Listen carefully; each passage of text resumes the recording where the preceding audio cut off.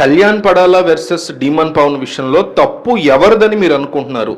ఖచ్చితంగా కామెంట్ చేయండి. ఛానల్కి లైక్ అడగట్లా, సబ్స్క్రైబ్ అడగట్లా. డీమన్ పవన్ది తప్పు, కళ్యాణ్ది తప్పు, రెండిట్లో ఒక్కటి కామెంట్ చేయండి.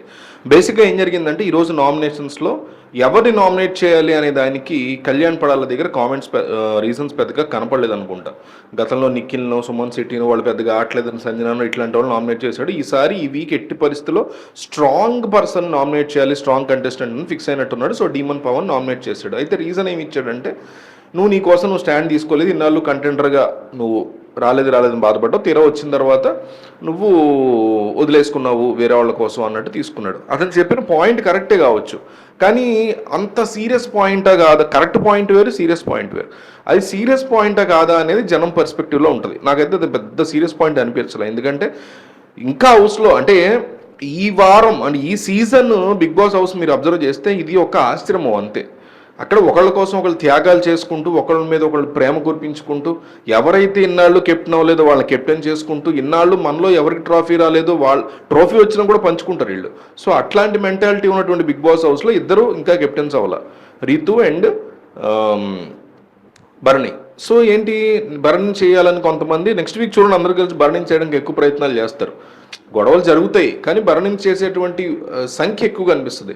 సో పంచుకుంటారు, ఒక్కొక్క వారం మీరు కెప్టెన్ అవ్వాలి అనేటువంటిది మధ్యలో హడావుడి చేస్తారనమాట.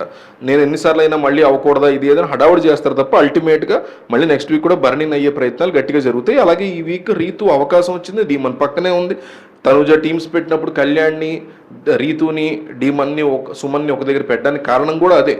సో రీతుకి ఈజీగా కెప్టెన్సీ అవ్వాలనే ఉద్దేశంతో పెట్టింది. అంటే టీమ్స్ పెట్టే ముందు రీజన్ ఏంటో తెలియకపోవచ్చు, ఎట్లా అవుతుంది ఫర్దర్గా గేమ్ అనేది తనుజ తెలియకపోవచ్చు, బట్ స్టిల్ అట్లా ప్లాన్ చేసింది. మొత్తానికి పెట్టింది, అది వర్కౌట్ అయింది, రీతు కెప్టెన్ అయింది.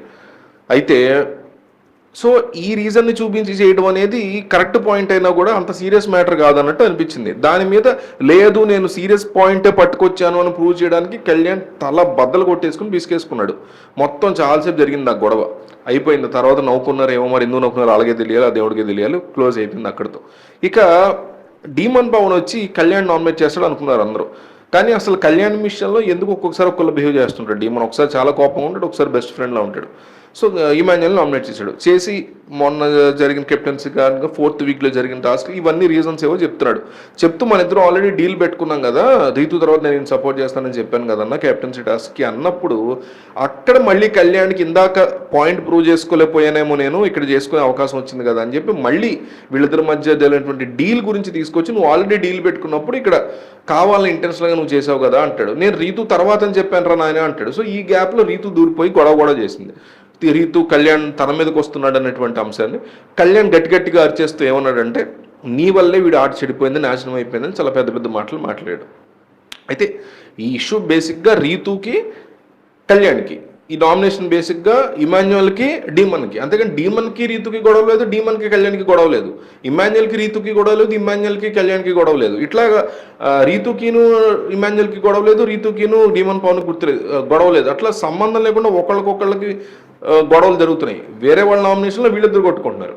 జరుగుతున్నటువంటి నామినేషన్ ఇమాన్యుయల్ది డీమన్ది అయితే కొట్టుకుంటుందేమో Kalyan and Rithu. Too much వెళ్ళిపోయారు అనమాట. ఇక బీభత్సంగా ఫేస్ ఆఫ్ వచ్చేసి ఒకళ్ళ మీద ఒకళ్ళు కన్ఫ్రంట్ అయిపోయి కొట్టేసుకొని గొడవ పడే పీక్ స్టేజ్కి వెళ్ళిపోయినటువంటి టైంలో ఇప్పుడు అబ్బాయిలైనా అమ్మాయిలైనా ఇట్లా అబ్బాయిలు ఎస్పెషల్లీ గొడవలు పడుతున్నప్పుడు, తాగేసి గొడవలు పడుతున్నప్పుడు ఇప్పుడు నేను గట్టిగా అరిచేస్తున్నాను అనుకోండి ఒకళ్ళ మీద, రోడ్డు మీద ఎవడి మీద, నన్ను వచ్చి కంట్రోల్ చేయడానికి ఇట్లా ఆపుతారు.